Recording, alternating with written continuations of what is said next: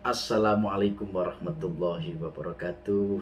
Jumpa lagi bersama saya Ali Rifandi Menulispedia. Salam menulis. Sobat penulis, pada kesempatan hari ini saya ingin sharing, ingin berbagi pengalaman soal bagaimana cara menulis buku. Termasuk nanti trik dan teknik yang secara praktisnya. Terus pantengin channel kami. Jangan lupa subscribe, like, share, dan komen. Selamat menyaksikan. Jadi sobat penulis, ada 5 tahapan menulis buku. Yang pertama adalah pre-writing, yang kedua drafting, yang ketiga writing, yang keempat revising, yang kelima editing. Nanti akan saya jelaskan satu persatu. Sekarang kita bahas soal pre-writing ya. Sebenarnya sobat penulis hampir mirip dengan menulis artikel. Langkah pertama yang harus Anda tempuh untuk menulis buku yakni mengumpulkan ide atau gagasan. Dalam proses mencari ide ini, Anda juga harus berpikir untuk siapa buku yang akan Anda tulis ini ditujukan. Dari mana sumber referensinya, dan pas atau tidak momentumnya. Jadi kita harus juga membaca dari sisi situasi ini sebelum kita menulis buku ya, pre-writing.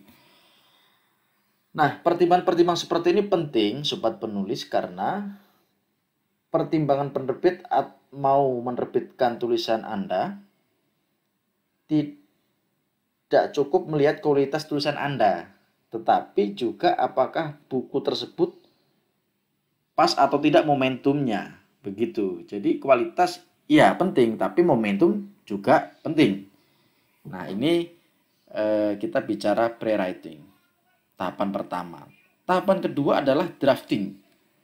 Setelah Anda menemukan gagasan dan ide, tahapan selanjutnya adalah membuat draft buku atau disebut juga outline.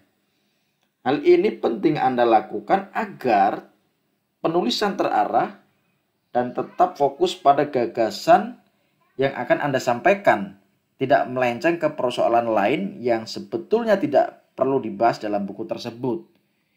Ini menurut saya menjadi hal yang mafhum ya di dalam dunia kepenulisan, baik menulis buku maupun menulis tulisan-tulisan lain.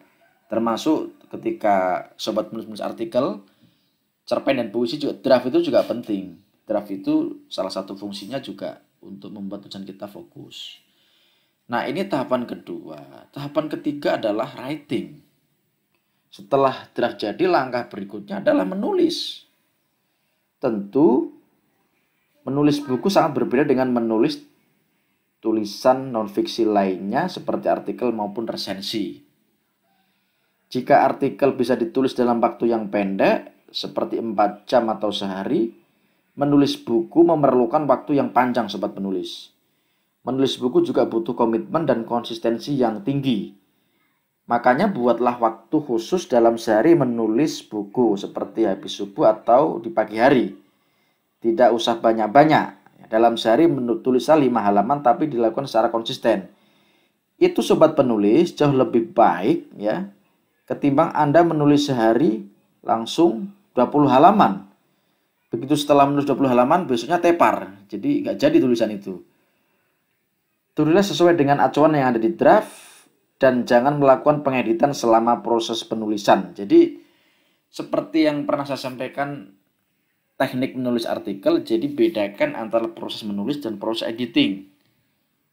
Tulislah tulisan itu hingga tuntas, baru nanti setelah selesai proses pengeditan dilakukan. Nah, ini sama dengan pola menulis artikel. Nah, setelah itu, setelah kita menulis, langkah berikutnya adalah, atau tahapan berikutnya adalah, yaitu revising. Proses ini penting dilakukan dalam dunia kepenulisan. Ini berbeda dengan revisi tadi ya. Ini lebih detail lagi editing ini. Proses editing memang proses paling penting dalam proses menulis apapun, termasuk menulis buku. Editing adalah proses akhir dari menulis. Di sini amat menentukan apakah tulisan Anda akan diterima penerbit atau ditolak. Ini proses yang sangat urgent ya, sangat krusial kira-kira begitu. Nah, setelah itu tahapan berikutnya adalah kita membaca anatomi buku. Ada dua anatomi buku secara umum, nanti dari dua ini akan ada penjabarannya secara rinci dan detail ya. Nah, kita bicara yang pertama soal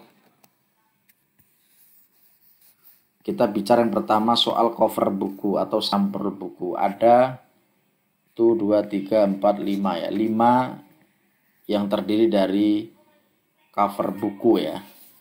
Yang pertama adalah cover depan ya. Cover depan ini.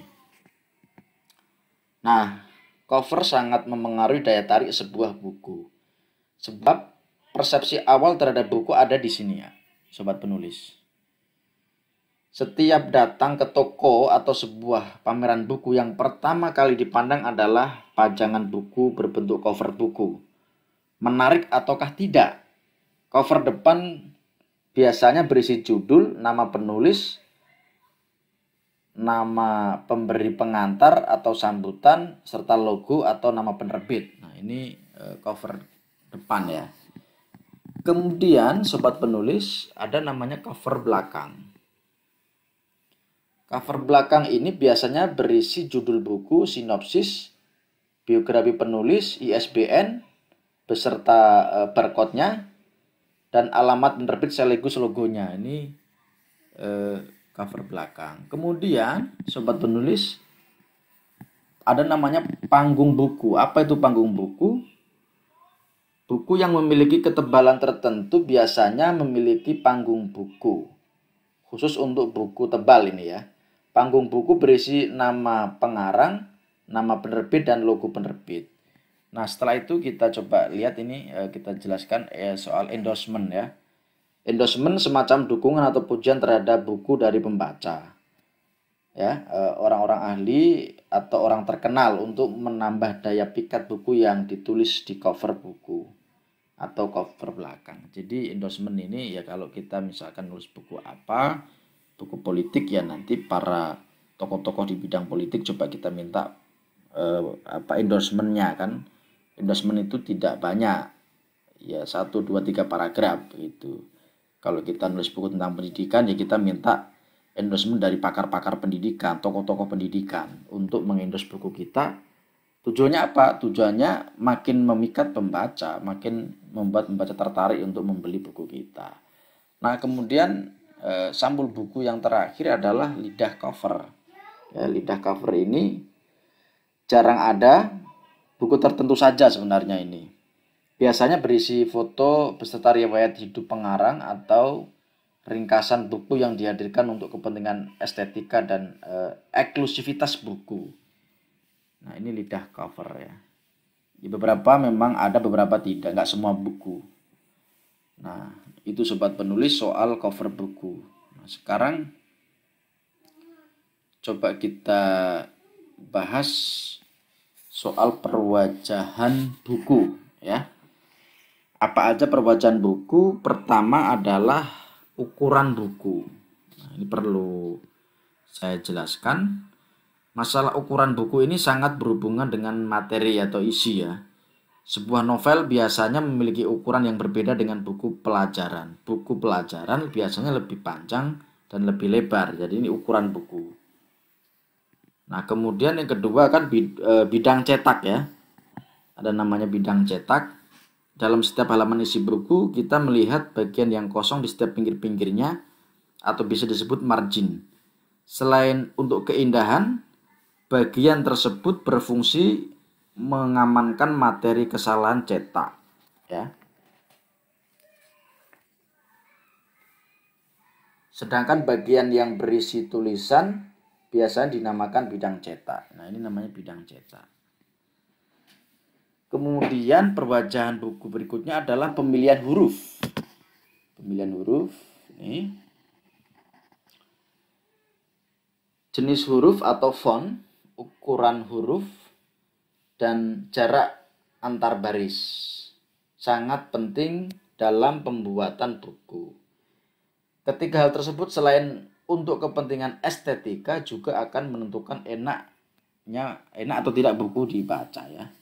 Ini soal pemilihan huruf. Kemudian teknik penomoran halaman. Masalah halaman berkaitan dengan kemudahan pembaca dalam memahami materi atau isi. Jadi penomoran juga harus kita lihat bagaimana yang pas ya sobat penulis. Kemudian termasuk pemilihan warna buku, keindahan dan kesesuaian ilustrasi. Berikutnya adalah kualitas kertas dan penjilitan. Jadi tidak semua buku dicetak dengan menggunakan kertas yang sama. Untuk buku anak-anak misalnya yang mengandung banyak ilustrasi dan berwarna, biasanya membutuhkan kertas yang lebih tebal. Hal ini memengaruhi penjilitan di akhir proses penerbitan buku. Termasuk juga tadi soal keindahan dan kesesuaian ilustrasi. Beberapa buku sobat penulis terutama yang diperuntukkan untuk anak-anak banyak membutuhkan ilustrasi yang berfungsi menggambarkan materi sehingga membantu imajinasi pembaca untuk memahami pesan dalam buku. Bahkan sobat penulis sekarang ada tren buku itu harus ada gambarnya. Kalau buku aja tanpa gambar di era digital sekarang ini, era dimana visual ya, era visualisme makin kuat. Jadi buku-buku yang tanpa ada gambarnya kurang diminati oleh khususnya kelompok-kelompok muda atau milenial. Kalau kelompok-kelompok generasi yang di atas 40 mungkin buku-buku non gambar ya, tanpa ada gambarnya begitu, penjelasan semua isinya mungkin oke. Tapi kalau anak-anak dengan usia apalagi 30 tahun ke bawah itu sekarang kalau baca buku pengennya ada gambarnya. Jadi itu mengilustrasikan atas sebuah penjelasan ya dalam buku tersebut. Nah itu sobat penulis, kemudian kita coba jelaskan bagaimana cara menerbitkan buku.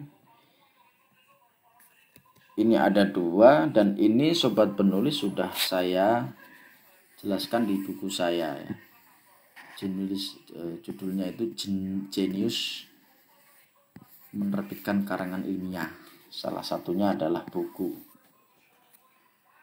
yang terbit di tahun 2013 ya. Ada 2 cara menerbitkan buku, yaitu penerbit umum dan penerbit indie ya, self publishing. Nah, kita coba jelaskan penerbit umum dulu ya. Penerbit ini adalah ya cara yang paling banyak ditempuh oleh penulis. Setelah naskah Anda jadi, segeralah Anda memilih penerbit yang cocok dengan tema naskah Anda. Setelah yakin dengan penerbit yang Anda tuju, segeralah kirim naskah Anda. Untuk cara seperti ini Anda mesti sabar ya sobat penulis, karena proses yang cukup lama untuk menentukan atau penilaian apakah naskah Anda layak diterbitkan atau tidak. Tiap penerbit memiliki waktu yang berbeda dalam menilai naskah. Penerbit Gramedia misalnya biasanya menilai sebuah naskah selama 2 hingga 3 bulan.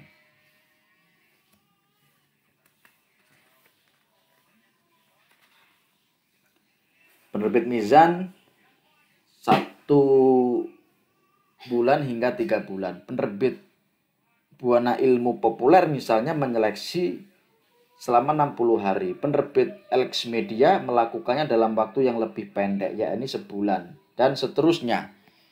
Ini penerbit umum ya. Nah, Anda beruntung jika naskah Anda yang Anda tulis ya. Anda beruntung jika naskah yang Anda tulis itu sebelumnya pesanan dari penerbit. Biasanya durasi waktu naskah pesanan durasi menunggunya tidak terlalu lama sobat penulis. Begitu halnya dengan honor pembayaran naskah. Ketika penerbit memesan naskah Anda, biasanya mereka berani memberikan DP Anda hingga 50%. Nah, ini pola penerbitan buku secara umum. Nah, ada pola yang lain sobat penulis, yaitu penerbitan indie. Nah, meski demikian, ketika naskah yang Anda kirim melalui jalur penerbit umum tidak berhasil, Anda tidak perlu bersedih, ya kan? Sebab Anda bisa menerbitkannya sendiri, tergantung berapa modal dana yang Anda miliki. Model menerbitkan buku sendiri ini sering disebut sebagai penerbit indie atau self-publishing. Harus diakui sobat penulis, penerbit indie saat ini menjadi tren.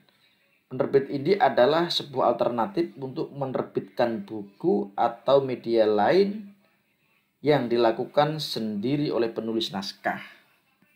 Ya.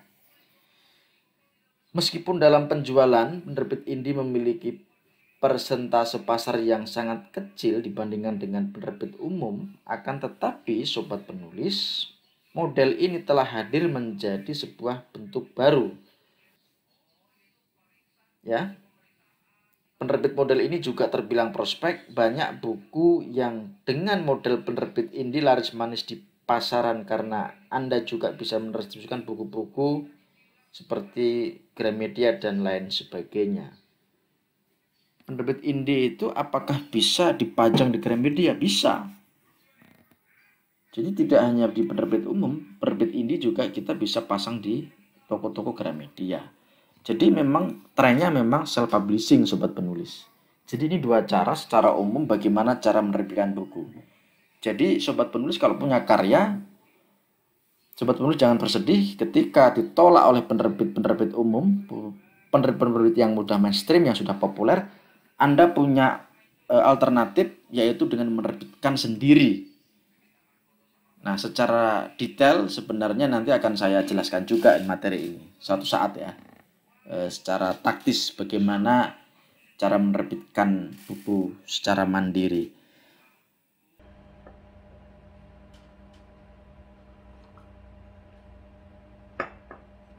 Sobat penulis, itu tadi cara ya atau tips menulis buku. Semoga bermanfaat. Terima kasih atas perhatian dan atensinya. Terus pantengin channel kami. Salam sehat, salam menulis.